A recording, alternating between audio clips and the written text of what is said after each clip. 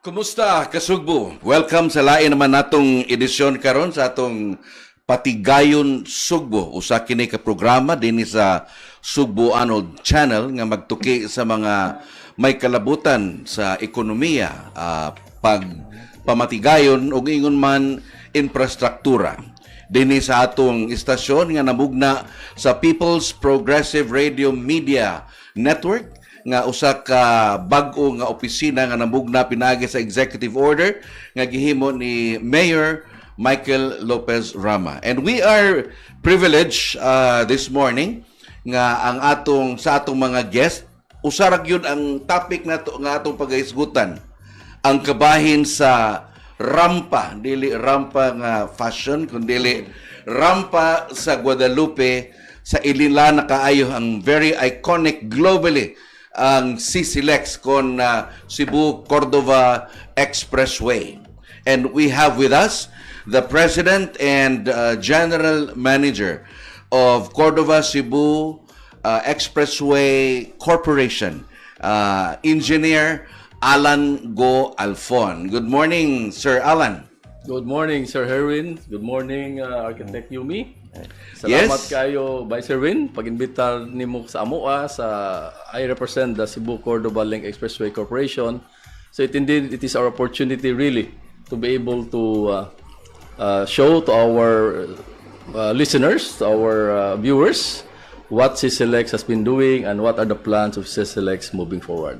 Salamat kayo sa invitation, Sir Herwin. And thank you also for giving your time to join us. Basta para sa Cebu, Sir right. Ana ginata. Pag-ubansab nato ang city planner, kung head sa atong City Planning and Development Office, why lain kundili ang jewel nga nakuha gyud ni Mayor Mike Rama sa iyang administrasyon nga architect. I just learned it lang kay architect, engineer, civil engineer, geodetic engineer pa gyud. No other than Joseph Michael alias Yumi Espina. Yes. Good morning, Sir Win. Urban planner po yun na siya ba? Urban planner. Sakto. Sana kanang EP ENP. Which means environmental planning. Environmental planner. Sus. Yeah. Bugat kayo. Nahugrag hapit libres dakbayan sa Sugbo. Good morning sa akong classmate ni classmate na ako. Si Allan. Si civil engineering. Sa civil engineering classmate. Okay. Ang civil mo imong giuna? Dili, architecture. Architecture, okay. CE, and then planning. Small world. CE o GE, di ba? Oh, by the way, sir, mawala mong postis ang klase. Mas dako kang pusti. And may buntag Cebu. Okay.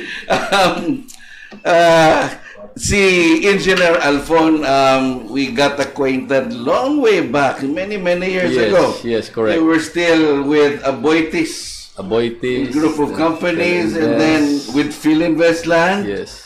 And then karon naana ka sa CCLEX, the corporation, which is part of the MVP group, no, ni Boss Manny Pangilinan. Murag ang inyong mother company is MPTC, the Metro Pacific Tollway Corporation. That's our mother company, and then under Ana is the Metro Pacific Investments Corporation. Okay. Giunsa man pagkuha ni MPTC nimo gikan sa Philinvest? Inani magud ni siya, sir. When I was with my former employer, okay. I was already based here in Cebu, no? Yeah. We had projects all over Cebu.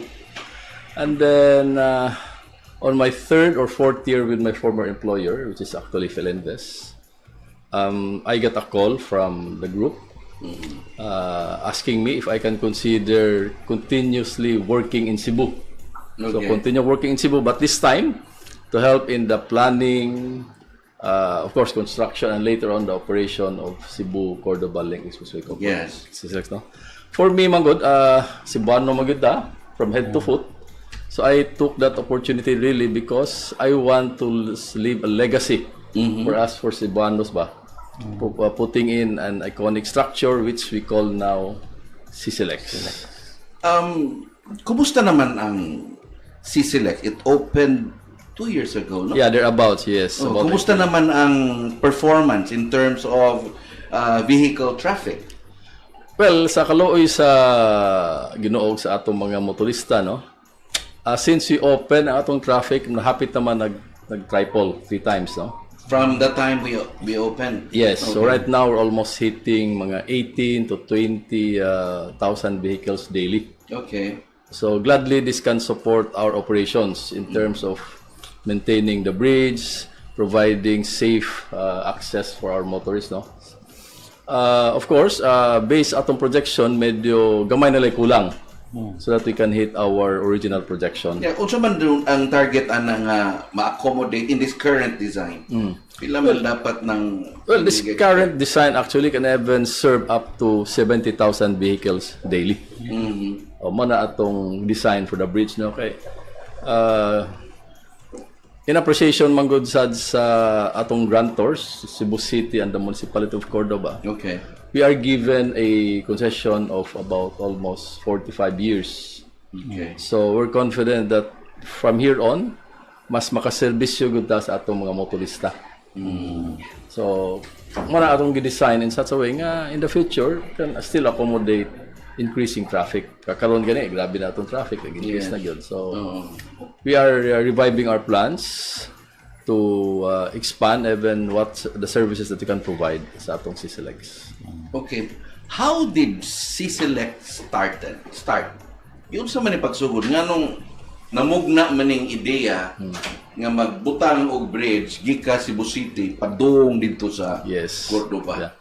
Well, nobody can argue nga among boss, si MVP is a visionary. Okay. During that time, though I was not yet connected that time, no, but I got this information from our top management na MVP as early as few years back really recognized the need for an additional access towards the island coming from the south. Because right now the first 2 bridges are serving the north side. So if you're coming from Cebu City North, Mandawi City, then immediately that can be served by the 2 bridges. Okay. Whereas sa kaning atong CCLEX, maklaro man siya gyud nga nag-serve gani siya of traffic coming from Cebu City South all the way down to the south of Metro Cebu. Okay. So naghatag siya og access from the south of Cebu diretso pod sa Cordova. Okay, the way he saw it the time, Cordova needs also to be showcased to the world. Kay mo magag Cordova sa una, moagi pa kag Lapu-Lapu City. Well, we're not saying that it's not good that they access Lapu-Lapu, but probably it's about time that Cordova will have its own benefactor. And it's not only Cordova nga naka-benefit, but actually the rows of resort on the east side of Mactan. Correct. Diretso naman coming from the south, even from central of Cebu City. Correct, sir. Yeah, mao gyud na. So mao gyud nang ginahuna sa una pa ni among boss si MVP. Why don't we do this? Kasagaran ba ya sa mo agtog Mactan coming from the mainland ba? Kay Burtaria Airport man. Yes. Pero di man siya mo diretso pa sa airport. Is there any plans from the company or government perhaps nga mudiretso na ni siya sa airport kasi mo tuyok pa diri sa may Marigondon? Yes.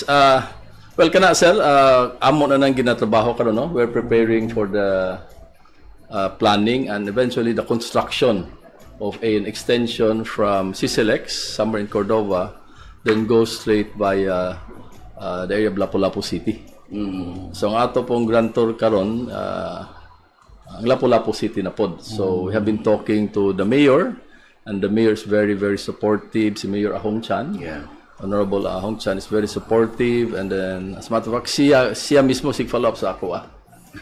Bay, kano sa amanta makasugod ani. So amo gyud ning expedite. As a matter of fact, we have been meetings with our engineers, our planners, and potential partners in Manila para ma-expedite niya atong extension to the airport. Yes. Kaya atong ginatanawan na, sir, is not just the airport, but katog yung huge residential areas from that portion towards the airport, plus the resorts, the hospitality industry. Kaning amazing kayo bang the way you built CCLEX ba? Labi na natulong ko yung pandemic nga pagpanggawas mga tahoy. Ikalit mo na yung gawas. Wow. But was the pandemic a factor nga napaspas inuun siya? Kaya wakay mga tao naglaglaag or what? Well, because of the pandemic, no, it inspires us more, our MVP group, to even expedite the construction. So, compliant kay mis mga requirements sa Department of Health before na, ang imo mga workers should be housed, should be shuttled back and forth to the site. And then, katos ang amuhang commitment nga, we provide them with complete PPE, mga protective equipment ba. So that alone, Not necessarily hazmat po, no? Not necessarily hazmat. So katohin noon, the more challenge that we had, so we had more focus. And then klaro na noon ang among productivity. Even though there were times na medyo low productivity because of certain requirements, stringent requirements. But of course, health man atong gina-consider. So in a way, blessing in disguise itong pandemic po, no? Yeah, yes, correct. Though it added our costs, but then according to our boss, sige lang, basta we can still deliver what we committed to the Cebuanos. Okay. Aray na ta sa atong main topic, which is the Guadalupe ramp. Sige na ta, hisgot ani, mug nag-groundbreaking ta, that was November of 2022. Thereabout, yes, sir. Yes, we understand though that there has to be some engineering studies that need to be conducted, but kanus man sugdan ang pagtukod sa Guadalupe ramp? Okay. Human na atong parcellary survey, no? Together with... Kung sa ganit ng parcellary survey? Kanang parcellary survey is to identify along the alignment o kinsa tong mga beneficiaries nga ma-relocate sa better area which is being planned by the city to architect Yumi. Okay. So kompleto na siya. We turn over that already. We turn it over na ta siyudad. So according to our colleagues sa Cebu City, nagsige na sila nagstorya atong mga beneficiaries. So once that's ready, then among gina-target nga timeline is hoping we can start the construction mid this year. Okay, and that's quarter. about June, July? June, July, Okay. or at the latest, because we committed also to Mayor Rama, Honorable Mayor Mike Rama, that we should be able to start the construction within the year. Okay. Architect Yumi, mo maning imong part kanin din sa atong discussion karon on the mga ipamuhat kinta sa Cebu City Government in preparation for this ramp, no? Unsa may on the side of the city government, unsa may nabuhat na tuan? Actually, we're working with closely with CCLEX, sila si Allan. And they did their parcellary survey. Okay. And so far, we have done barangay hearings. All right. No? There are This is actually Pasil, Pahina sila. San Nicolas, yes. and Ermita. Okay. Sa Ermita, gamay remaigo. Pero ang Pasil, good og ang San Nicolas, Pahina Okay. San Nicolas. How's the reception of the residents there? Well, actually, so far, we did 3 barangay hearings with Pahina San Nicolas. Okay. They were very receptive because we explained to them the totality of this project. Okay, which is? The connection, no, because we are trying to address the traffic, no, to relieve the traffic in the core of Cebu City, the urban core, and probably we think that about a third of the traffic going to Mactan will probably course through the CCLEX going to the airport when that will be finished. Yes. But this is a critical component of that project. At the same time, this is also along the Guadalupe River. You notice the route. Kaya mababagan ang flow sa tubig, Hindi na mababangan. Kaya naman siya sa side. One side only of the Guadalupe River. Okay. So it will not disrupt the flow of the river. Cantilever. But it will also help in the resettlement of these aspiring sectors, which the gubat sa baha is now waiting for this, so that they can clean up the river and relieve the 3-meter easements. So ani mo agi. So certainly kaning postage bridge, they gonna go 3-meter easement. Ang part na ang ban. Kay atom sa na-widen, it's not only 3 meters because of the bridge. The bridge is has a width about 10 meters. The whole carriageway? Yeah, the whole carriageway. Mabot ang mga time tahan.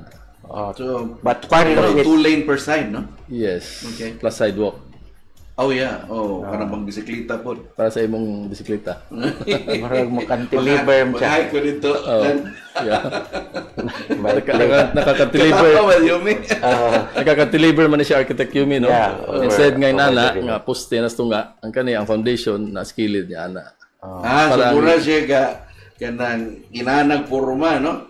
Yan diri nitungtong siya. Pero usa ra ka poste. Sa kapusti. Usa ra ka pusta. Usta na. Mana. Murag gael ba gael?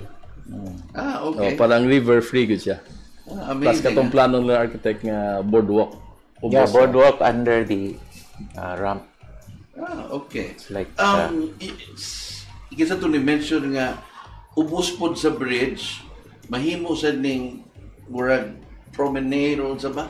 yeah, it's like a linear park Linear park, along the Guadalupe River because we are going. It's not only until here, but eventually all the way up to along the Rama. Kay ang river god tapad kay nas Rama. It's just beside it, and it winds, no, probably 4 times going towards Rama. We have plans to do pocket parks and medium-rise housing buildings. Okay, we had a groundbreaking sa inyong karsada Sumpay Skulon. Basta anyway.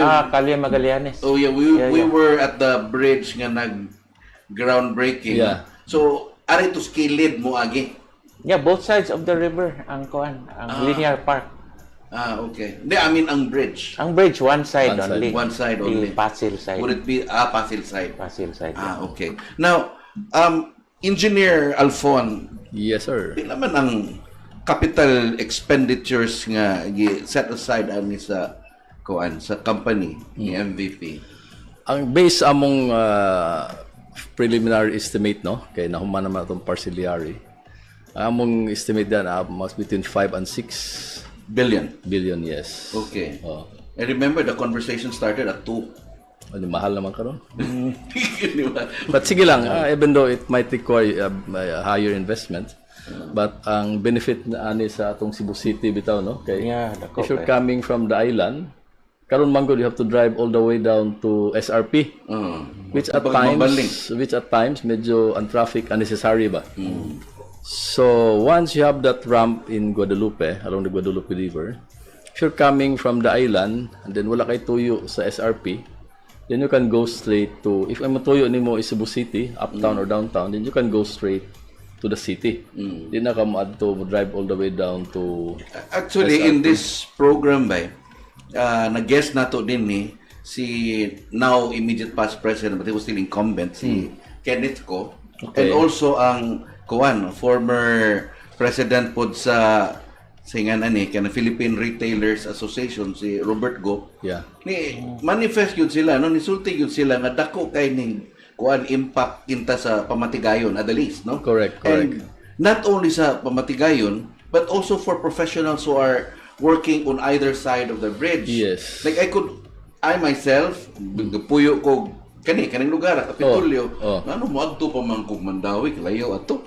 Bitaw. Ari na lang ko Derek B. Rodriguez and Birama. Yes. Diretso na lupad na, mura gyud plano. Malagi. The original bridge, how much was the investment for that? If the ramp is 5 to 6 billion. Well, this CCLEX right now, what you see, this iconic structure, required an investment of 32 billion pesos. 32 bilyones. Okay. And di raman naman ni funding from outside or unsa ba? Yes, naman tayo mga partners po, atong mga lender banks. Okay. So na tayo mga partners po. Now, if we start sometime middle of the year in building the ramp, and I remember si CCLEX, pila ra to? Tulo, 4 ba to katuig? Naghumandayon. Kani nga ramp, how are we projecting? Makanus aka ni mahuman nga mapahibuslan na itong mga Subuanon? Well, atong tanaw, basta malimpyo-limpyo na atong agianan, mga 2 years, mahuman na siya. Wow. Yes. Okay. Mubo naman among kuan is naraman is mga 1.5 kilometers. So that would be 2026. 2026. Middle, Yeah, or about end. thereabouts or end, probably end of 2026. End of 2026. Yes. Unya, asa man ta dapit ani mo landing? Let's say coming from Mactan or Cordova, no? Unya, however the design is, asa man ni kutob ning rampaha? Okay. Kani among rampa based sa ato ang concession agreement with the grantors, adto gini mo landing sa Sipadilla. Okay. And then bayan Sipadilla mo lag na ato igisulihan sila sa Architect Yumi with the other government agencies. The Yeah, architect, DPWH, yeah. So murag ang tumoy sa rampa, Kutob. murag iyang approach may term ninyo ana. Yes. Kutob sa eskina Sipadilla. Sipadilla. Oo. And beyond that architect Beyond that is the 3 de Abril. going to Going to Virama. Virama. Okay. Kining 3 de Abril, maagis Tabuan.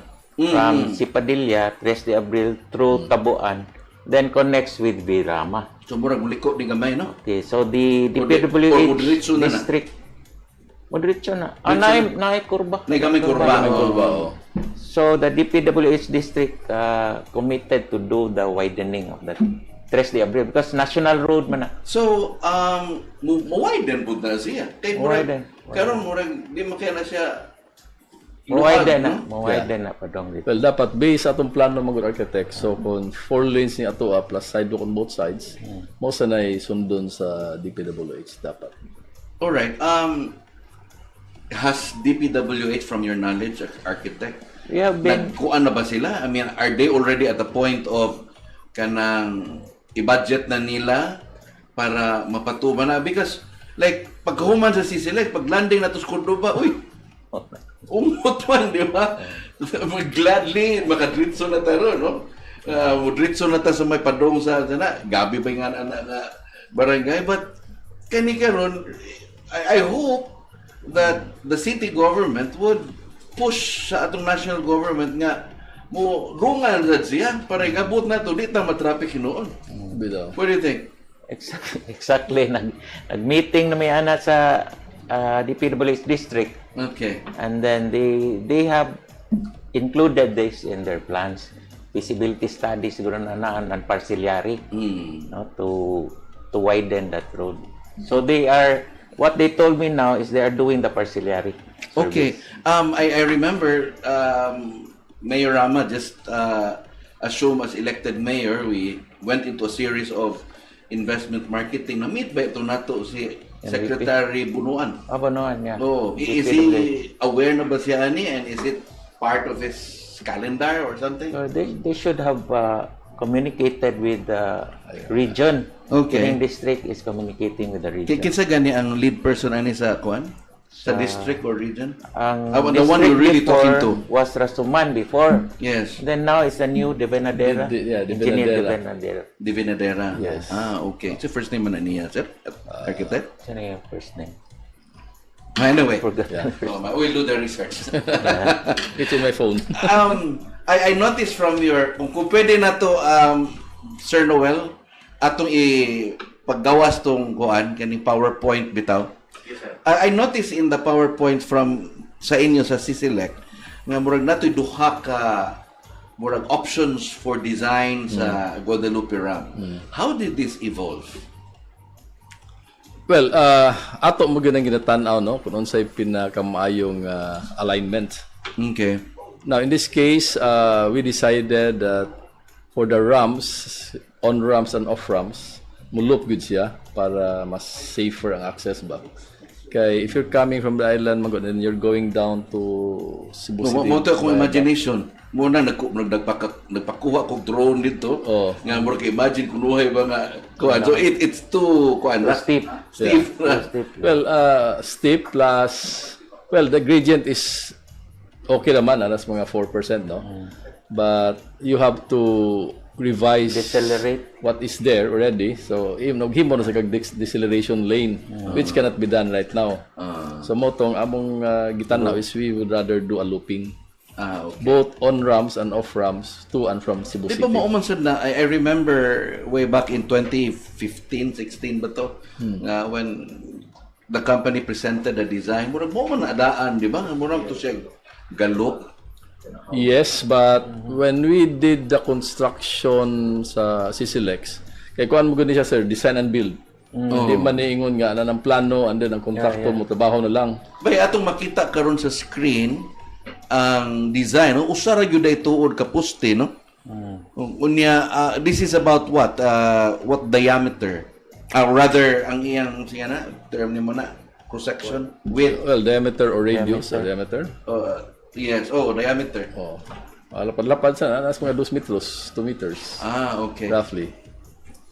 And then tuod no na diri sa left side wa siya sa river but nara siya diri sa may kilid-kilid dapit sa kuan. Yeah. Sa river. Ang kanisya sir makita nimo ang usa ani on the left probably is the on ramp, then the other one is the off ramp. Katong nag-loop na ba? Can we There's another slide katong sa main structure. the next slide please. Unsa man ni? No, before that. Oh, wala diha. Okay, all right. So diri ra ta kutob sa Candido Padilla. Yeah. Murag ni nay kuan gamay, lapas gamay, no? Kaya kanang si Padilla, moderate na sa SRP. Naay connection dito there's a new road by the DPWH, the South Coastal Boulevard and the Manmaling South Boulevard. Yes, which So is that even connection. already started in Murag Mambaling, Alaska dapit, no? Yeah. Okay. Luyo sa SRP. Diba, architect ato nang gituyo nga pag landing sa si Padilla, muhit din siya sa intersection. Yes. So ang usa is going farther south, Yeah. ang usa pod going sa Birama. Plus Ang katong usa gani extension. Colon. Usa Colon. South of Colon man So, si Padilla. kani mo na ning design na to, no? Kaning makita na to sa screen karon. more or less. Yes, mao na siya. So kung gikan tag Cordova, lapad-lapad ang iyang kuan, ang iyang loop. Unya ang gikan ta syudad padong Cordova, bubo ra gamay, no? Yes, ang Going iyang up loop. man. Going up. Pero you mentioned earlier mga good sir katong sa Gabi, no? Pero in fairness sa atong LGU pod sa Cordova, nakapatrabaho gid sila atong Gabi Coastal Highway which is part of the Cordova Circumferential Highway. Luwag Yes. kayo. Yes. Usay makapadagan tayo dahil kuan. 100 kilometers per hour. Pero hoping katong completion good sa the whole Circumferential Highway sa Cordova, Yes. madayon gyud na siya. Oo. The same is true with the Circumferential Highway sa Lapu-Lapu. Yeah. So, yes, architect. Yeah, katong circumferential highway should be widened also. Kanang sa Lapu-Lapu. In Lapu-Lapu. Yes. Oh, Both Lapu-Lapu. Mura kaning atong kuan po diri gipakita diri mo maning imong plano sa imong office architect for also a circumferential road within Cebu City, no? And certainly mo complement yun din siya, no? Yeah. Okay. Unsa may features aning atong design? Can we show an image balik sa kadtong kuan? Naabag ni gihapon to kato kani makahunong ka skilled kay para mo tan-aw ka. Laybay? Oo, si tawo term niya na. Laybay. Okay, kung kitahin po something's wrong with the engine. Emergency lane or laybay. Nagihapon ni siya. Kani manggod siya sir kay kurbadam gid ni siya. I-minimize gid nato ang laybay. Kay grabe ang So around the kurbada, Yes. wala kayo, no? Tuwara dito sa pagsugod. Yes. Simbakog na ay mastol nga sakyanan. Yes. Naamantay standby gyud nga tow truck. As a matter of fact, that tow truck can help Yes. Cebu City if ever na mastol diya sa SRP. Kanang tow truck nga makadaog yun, no? Dapat makadaog yun. Dako niya mo sa subway ka, dako kay truck. Dako ginamon tow truck actually. Okay. Kaning Guadalupe Ram, mo man gyud ta ni original nga schedule. What happened along the way? Like even I remember during the signing of the joint venture agreement between your company, Cordova and Cebu City, Guadalupe pa man to ang landing ato. How come, or was it because of some market study or what? Ngano na usab man to siya ang kuan, ang design? Okay, Guadalupe Ramp is just a description, no? That time, we decided to delay or postpone the implementation of that ramp because of some technical reasons. We wanted usa gyud nga mahuman gyud nato ang unsa gyud may tabo sa actual. Okay, kani karon wa diretso naman, may liko-liko, no? Yes. A little kurbada lang. Yeah, technical reasons na gyud, as simple as that. Okay. Yes. Architect Yumi, moving on, how will the city be working side by side with the cities? Matawag, joint venture man yun, di ba? Yeah. Joint venture partner nga CCLEX. Unsa may mga parallel activities other than kanang the wonderful housing program that you prepared? Unsa man mga architect? Okay, so the role really of the city on this project is to clear the 3-meter easement so they can start the project. Okay. So now we are coordinating with the 3 barangays there. We have been meeting 3 times now with the barangay hearing with the barangays, and majority is for the project. As we explain to them the entirety of the project. Ang kuan na lang kay na may mga affected nga informal settlers. Okay. We have relocation sites for them. There are 3 options or probably more. This is now the discussion with the city and the city council.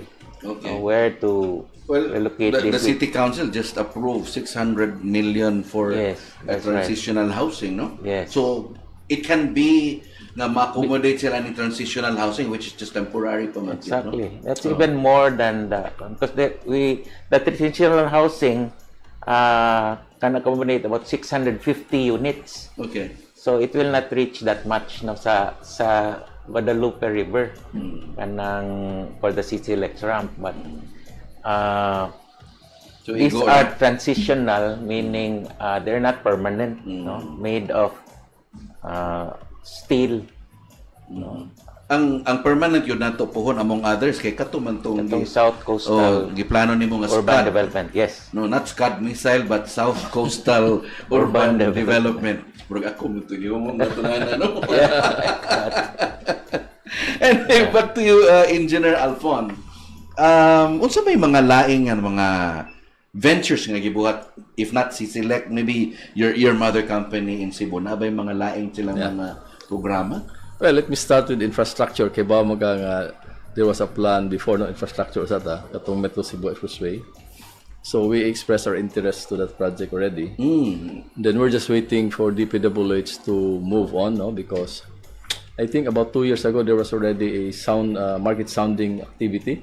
Yeah. And then we were there.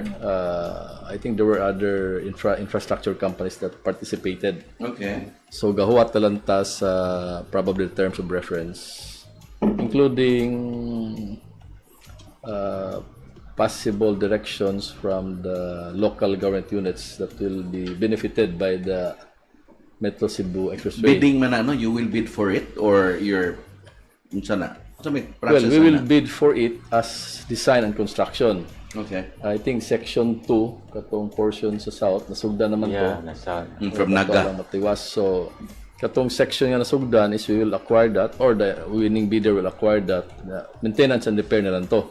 But all the others will be, the remaining sections will be designed and built. Especially the one that would cross Cebu the City. vast hinterlands of Cebu City. Yes, because our requirement that time is should we bid naagay mga distributor roads coming from Yes, that from the highway city. towards probably Talisay, going to Labangon, Banawa, Guadalupe, Lahog, and then probably in Talamban. Yeah. Kay lisod man og katulog yung highway ba?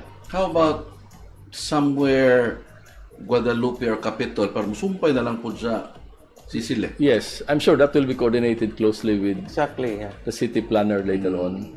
Okay. Yeah. We hope that this will be realized within the decade, no? It should. Otherwise, our generations will blame us for not improving the traffic. The construction of CCLEX is an example enough. Yeah, hopefully, yes. So yes. the wonders of engineering today compared to the engineering of yesteryears. That's why, sir, it's really our serious effort na together with you, together with our partners na Madayon guning rampas Guadalupe, plus katong extension to the airport, no? Yeah. Para what we can provide to the motorists is safe travel ba? Convenient. And then true and true. So extension to the airport and this one. In terms of the other initiatives of the group, we continue to look for investments in the medical field, hospitals. Okay, yeah. MVP mentioned about that when we met with him way back August or September 2022. Yes. So MVP is investing into Hospitals. a hospital? Yes. And asa man to? Di ba I remembered something was mentioned about somewhere in the south or Yeah, I think he was looking for a property. Yes, just looking for a convenient for the property hospital. or probably an existing operating hospital where he can infuse some equity and then it will be used to probably improve the equipment, professionalize whatever is need to be Usa enhanced, gingan sa hospital chain sa MVP group? Metro Pacific Group of hospitals lang. Na may mga existing, di ba? Daghanan, about there are 30. But does it have a single name or like nga? What we do is we retain the name of the hospital. Okay. So, for example, if hospital, the name is Sherwin Group of Hospital, so it's still Sherwin Group of Hospital. Pero for sure ba, di yun ang CCMC. Yun na baligang Mayor Mike Rama. Daghana. Naka-mention ba po to si MVP about greenhouse? Kinumdum ka to, Yums? Greenhouses, yeah. Oh, greenhouses. He said the technology from Israel. Yes. Oh. Yes. Yeah. Is it part of what he is probably Yeah, it's exploring? always continuing, no? Well, green and even including green energy. And then, well, as you know, he is aggressively into agriculture now. Diba? Mo lang ito yung mention. Yes. And na-connect na ko ba nga say mo bid mo for Expressway, duol ra tayo sa Yeah. no? Yeah. Oh. He must be really very serious about his idea nga multiple buildings, di ba? Nga kuan farm in a building. Yeah. Kung ano yung vision, Futuristic kayo. never ending ba? Ma-amaze ka when you talk to him, when you face him in your board meetings. You really be amazed of what he can present to the table. Yeah. And Very, very Architect Yumi, before we met Enrique Razon, Yeah. when we met with MVP, he also mentioned Baya Adam. Yeah, I remember. Is he exploring? Well, whatever he can contribute to the economy, water, power, roads, telecommunication, medical, he's open. And he is already in this line of support, no? And his presence in Cebu is already very strong. On top of infrastructure, Yes. you have the telecommunication and what have you, no? Yeah. Okay. Anyway, I was conscious about your time, about 9:30. It's now 9:25. Let's wrap up na. So again, going back to architect, ari sa tauna ni engineer Allan Alfon. So unsa may mapaabot namong mga Sugboanon gikan sa inyong kumpanya ubos ni MVP, ang Metro Pacific Tollway Corporation, ang subsidiary, your company, Cebu Cordova Expressway Link. Unsa may mapaabot namong mga Sugboanon gikan ninyo? Yeah. Well, kami good, Sir Sherwin, no? Architect Yumi.